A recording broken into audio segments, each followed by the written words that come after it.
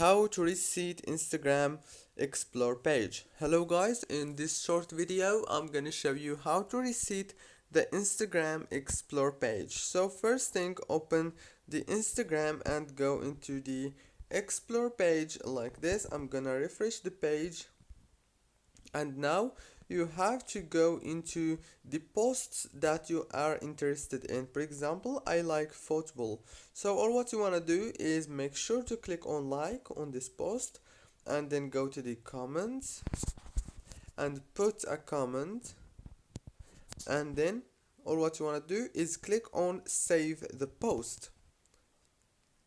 And you can do the same thing in all the posts here in the explore page, so the algorithm will know that you like those type of posts, and it will start recommend it.